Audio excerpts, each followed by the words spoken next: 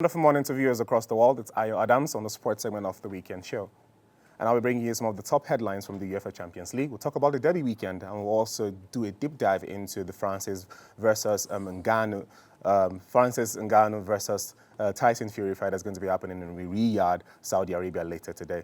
I'm not alone in the studio. I have with me Johnny OJ, who is a sports and media personality. Good morning, Johnny. How are you doing? Good morning, I am very well, thank you. All right, then. Let's get into the zone of the UEFA Champions League. Match day 3 kicked off on Tuesday and Wednesday, respectively, as some of the big heavyweights in the UEFA Champions League went toe-to-toe against their opponents.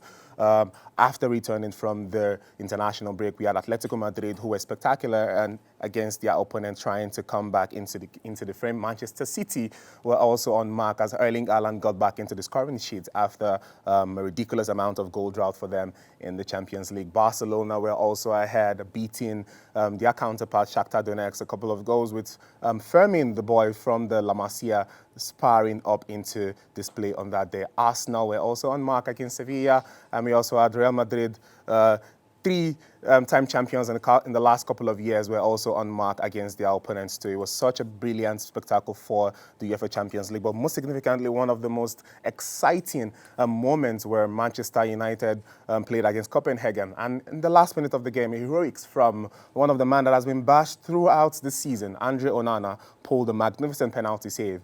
On the flip side of the coin, Harry Maguire, the captain of the side, was also the one who got them that crucial goal for Manchester United's first 3 points in the Champions League this season. Johnny, the UEFA Champions League started a couple of months ago, and we've had a lot of back and forth with teams' performances. Arsenal came back after 6 years and, back on the horse, won their first game, lost the second and won the third. Barcelona, on the other hand, also won their 3 games. Barcelona, Real Madrid, Manchester City, Bayern Munich are the only teams who have won all games. Manchester United had been without a win so far, but, shockingly, in a ton of events, Harry Maguire, who has been getting the sticks throughout the whole season, has scored in back-to-back matches, most importantly, the one in the Champions League, and then Andre Onana pulling that last-minute penalty save. How do you react to that in terms of, how the fans see it, and do you think that this has brought them back into the good books of the fans? Well, that's a very good question. But first and foremost, I must say Gunners for life. Because, okay, let's clear the Gunners for life. All Gunners right. for life.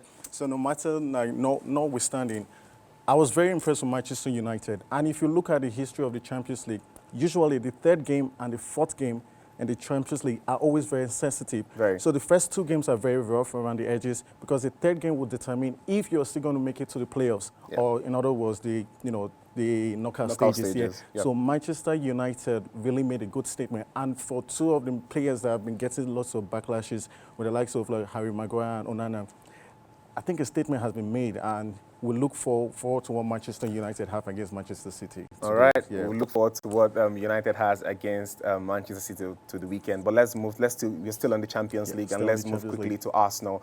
Arsenal were on mark against Sevilla in the 3rd game of the Champions League. Arsenal won their first game in the season, lost the second, and came back to win the third with goals from Gabriel Martinelli, Gabi Jesus.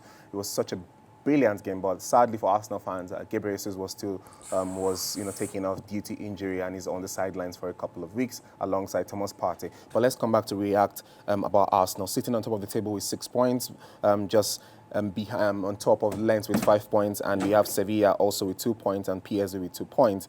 But Arsenal, looking at them in the Champions League, 6 years away, back after 6 years, 6 points out of a possible 9. How would you rate the season so far? So far, so good. There's still, we have 3 more games to play. Yep. So the competition is still on. I'm very impressed with Arsenal. And one thing Arsenal has learned from last season is the matter of recovery. Yep. And like I said earlier in my statement, the 3rd game and the 4th game of the Champions League keeps you in the Champions League. Arsenal has always been familiar in this position, notwithstanding the fact that for the past 6 years, we haven't been in the Champions League. So looking at the fact that Gabriel Jesus has been injured, which is very familiar among all Arsenal fans.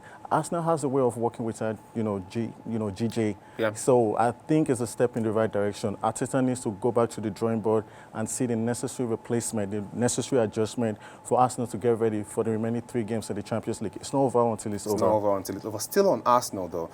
Gabriel Jesus has been a repetitive offender when it comes to picking up injuries every season. what needs to be done to keep a player, because, you know, a player of such quality, you know, it brings a lot to the game. He assisted Martinelli's goal, brilliant assist, and, you know, took on the defenders himself and, you know, buried that second goal in the game.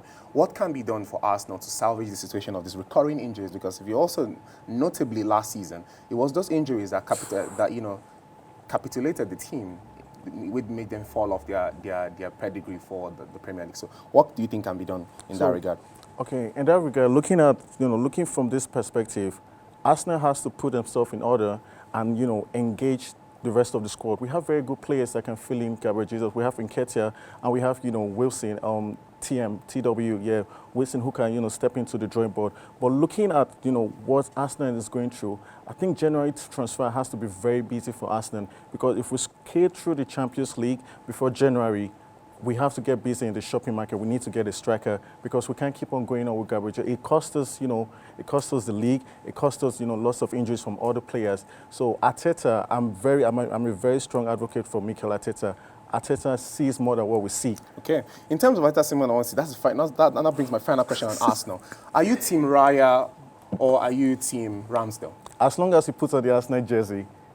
So you're not picking a side as to why, as to how Ramsdale was quite spectacular last season in the Ballon d'Or rankings, and all of a sudden he was dropped. Yeah, that's a very, very good question. But if you look at it statistically, Raya is actually in the same position with what Ramsdale was last season. If we look at it from the Premier League perspective, yeah, and healthy competition is no brainer.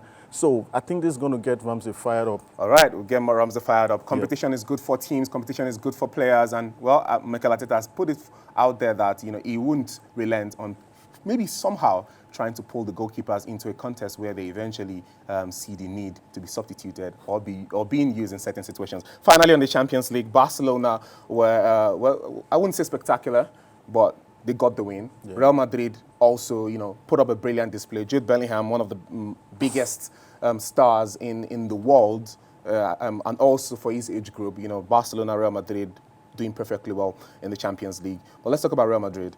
You know, they surged so far this season without the likes of Karim Benzema, you know, to lead the attack.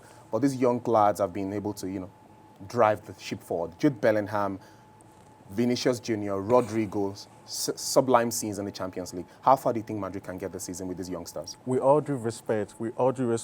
Madrid is a club of heritage. Madrid is a club of legacy. They've been in this position so many times, so we don't expect anything less than the regular performance of Real Madrid. And if you notice something about Real Madrid, every star player is always replaceable. If we talk about the Galacticos, after the Galacticos, who do we have? Ronaldo. Yep. If we talk about Ronaldo, Bale came into the picture, Benzema came into the picture. After, you know, Ronaldo left, Benzema came into the picture. Now Benzema is out. Who do we have? We have a midfielder, one of the finest midfielders in the world, Bellingham. So there's no performance that Real Madrid are going to put through that's going to surprise me. So I expect them to win the Champions League because they're very familiar in this tournament. All right, expecting Real Madrid to win the Champions League, the familiar in the tournament, is nothing too short of what they know how to do during the reigns of the great Zinedine Zidane. They did a three-peat, first ever time in the Champions League era that a team will win Champions League consecutively, a hat-trick that we called it. But then the Champions League concluded with a range of matches. We'll look at the final results from the Champions League. Bayern Munich defeated Galatasaray 3-1. Inter Milan went home with 2-1 against RB Leipzig. We had Benfica losing to Real Sociedad. Real Madrid took a 2-1 win against Braga. 1-1 played, points shared apiece between Lens and PSV. Manchester United were victorious against Copenhagen. Arsenal took the win against Sevilla. Napoli, in the absentia of Victor Osimhen, was still unmarked, getting all 3 points against Union Berlin. Barcelona played 2-1 against Shakhtar. The next 3-1 was the tie that ended between Feyenoord and Lazio. We had FC Porto play 4-1 against Antwerp. 2-2 was the final scoreline between Celtic and Atletico Madrid. 1-0 was the score at St. James's Park, where Dortmund went away with that lone goal against Newcastle, and PSG were able to resurge themselves back into the lead, beating AC Milan 3-0 at the Parc des Princes, and Manchester City finished up the Champions League there with 3-1 against Young Boys. The top scorers for the Champions League this season, Julian Alvarez, Jude Bellingham, Evan Nilsson, Rasmus Haaland, Gabriel Jesus, Brian Mendes, Alvaro Morata, all on 3 goals so far this season. Moving on, let's move to a much more delicate issue that has been plaguing the world of football, which happens to be the betting and gambling scandal that has been ravishing the world of sports. It's not something that is just new. It's been happening for a couple of years now, and we've seen a lot of stories. But we'll start with, this young kids who have now been pulled into the mix. In the world we live in today, gambling could be seen as harmful or sometimes beneficial to the average person. But we can't quite figure out why footballers who make a lot of money decide to indulge in such activity that is highly prohibited in their world. Well, some of them go into betting either to make more money for their families or for themselves or their families or friends, or while some just see it as a favorite pastime. This pursuit often leads to a lifelong addiction, hefty bans, and sometimes heavy debts.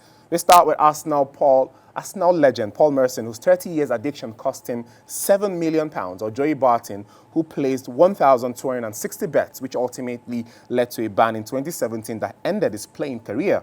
Presently, there are three notable names currently serving bans on breaching betting rules: Juventus youngster Nicolo Zaniolo, who is suspended for 12 months, Newcastle new boy Sandro Tonali,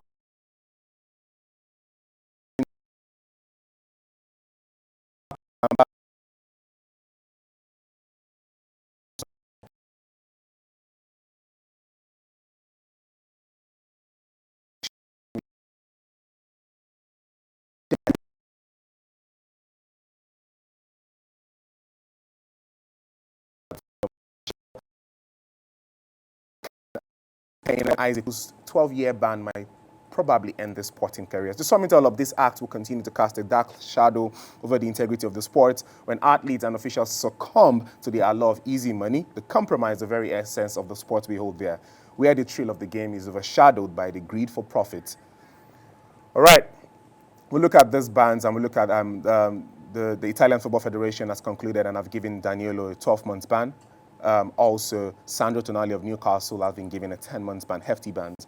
Johnny, this is a crazy case of footballers who endowed with weekly wages, bonuses, and so much, even with sponsors. Why did they gambling is an addiction. It's generally stated, but it's quite prohibited in this sport. Yeah. Why have they repeatedly continued to, So if you look at gambling is deep-rooted.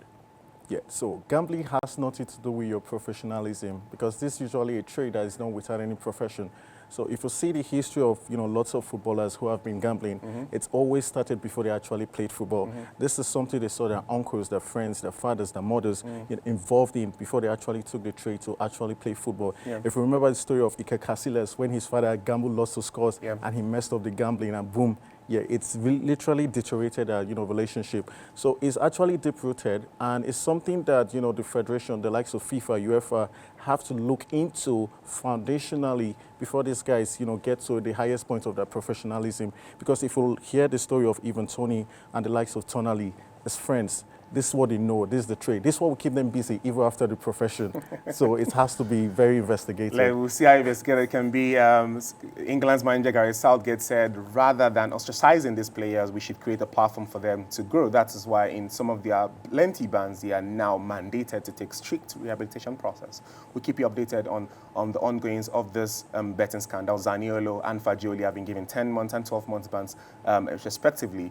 Everton is serving out his ban, while Nicolo Zaniolo clearly stated in his deposition that he was not betting on football matches. So wait to see what the Italian Federation has for him. Quickly, we move into the derby weekend where we have Manchester City facing Manchester United tomorrow on Sunday, and a big clash of the Super Sunday. While today on Saturday at 3:15 p.m. we're going to have Barcelona hosting Real Madrid at the in the La Liga. Both teams sit first and third respectively on the table. Just your quick prediction for this game: Manchester City, Manchester United. Who do you think will win, and what's your preferred scoreline?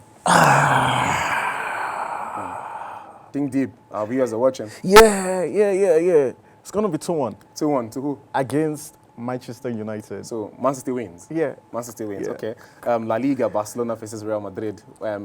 Heavyweights in the league. What's your preferred scoreline? I'm actually going to give two predictions. You okay? Yeah, because with the look of things, Barcelona need an injury boost. Yeah. Many players are very injured in Barcelona, and Madrid are really at the peak of the table. So it's actually going to be a 2-0 kind of game, or 1-1 at best. Barcelona 1-1. 2-0, yeah. For Real Madrid, 1-1. Yeah, All right. let's keep it Viewers, cool. also go to our social media handles. Let us know what you think about the matches happening this weekend. Barcelona will be taking on Real Madrid, and Manchester United will be taking on Manchester City. Share us your predictions on our social media platforms. Finally, let's go to the final story of the day. One of the biggest events of the year, quite literally, is about to kick off this weekend. A dream matchup for top heavyweights in boxing and MMA is set to go down in Riyadh, Saudi Arabia tonight, when the WEC and the lineal heavyweight Tyson Fury squares off with former UFC lineal heavyweight champion Francis Ngannou. The two will meet inside the boxing ring at least as the latest in the crossover genre. These two heavyweights, the promotion for the fight has been great. We've been seeing the scenes behind the scenes. Eminem, Cristiano Ronaldo, some of the biggest, Adesanya, Usman, some of the biggest world stars are in there in Riyadh, Saudi Arabia, prepping for this match. And we, if you quickly look at how, how they stand in terms of their performances, you look at them and you think, these players have come so far. Tyson Fury is 35, Ngannou is 37. 34 fights for Tyson Fury, 20 for Francis, 33 wins for Tyson Fury, 17 for Ngannou, 3 losses for Ngannou, no losses for Tyson Fury. What are predictions for this match finally as we wrap up the show? I'm going to give it to Tyson Fury. Because he's a boxer? Yeah. Come on, that's his sport. That's what he's been boxing for like more than 20, so 25 years. So you're saying that Mike Tyson training Francis Ngannou will not... Nah. Tyson Fury he's actually unbeaten in his own sport. In his own sport, Yeah, okay. Francis has been beaten 3 times in his own sport. Okay. You understand? So it's going to be Tyson Fury. Tyson Fury. Are you predicting a knockout or you to go the mile? So, like, Tyson Fury has a very good level of stability and stamina. He is taking the biggest punches in the game. So I think he can knock him out. He can knock Francis. But he should be careful. A very good punch from Francis can end the game. If Francis wins, Francis is lucky. If Tyson Fury wins, I'm not going to be surprised. All right, then. Well, Tyson Fury, we've seen him multiple times get knocked down, and he finds a way to come back up. Thank you, Johnny, for your candid analysis on the show. Thank you very much. We hope to see you on subsequent episodes. Yeah, the pleasure. All right, then. That's all we have for you on the sports segment of the weekend show. My name is Ayo Adams. Emeka Ozurumba is standing by for Poetic Interlude. We'll be back.